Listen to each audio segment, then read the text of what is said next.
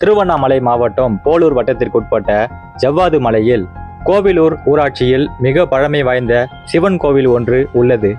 இந்த சிவன் கோவிலில் நவம்பர் 3ஆம் தேதி அன்று கட்டுமான பணிகளுக்காக பள்ளம் தோண்டும் பணிகள் நடைபெற்றது.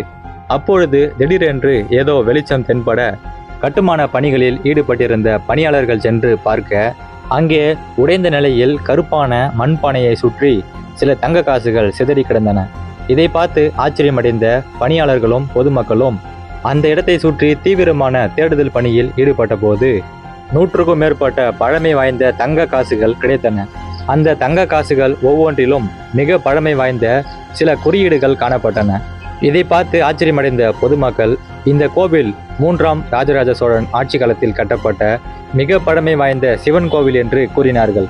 தங்க புதையல், வைர புதையல் என்ற பெயரில் பல இடங்களில் கட்டுக்கதைகள் கட்டப்பட்டிருந்தாலும் உண்மையிலேயே ஜவ்வாது மலையில் ஒரு மலை மீது அமைந்துள்ள பழமை வாய்ந்த சிவன் கோவிலில் இப்படி தங்க புதையல் கிடைத்திருப்பது கோவிலூர் ஊராட்சி பகுதி மக்களுக்கு மிகவும் பெருமிதத்தை கொடுக்கிறது.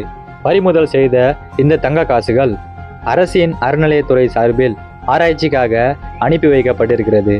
ஆராய்ச்சியின் முடிவில் மிக பழமை வாய்ந்த பல்வேறு வரலாற்று உண்மைகள் தெரிய வரும் என்று நம்பப்படுகிறது. உண்மையிலே கிடைத்திருக்கும் இந்த தங்க புதையல் இந்த கோவிலின் முன்னோர் காலத்து சொத்தாகும். ஆதலால் இந்த தங்க காசுகளை இந்த கோவிலிலே வைத்து பத்திரமாக பாதுகாக்க வேண்டும் என்று ஊர் பொது மக்களில் சிலர் கருத்து தெரிவிக்கிறார்கள்.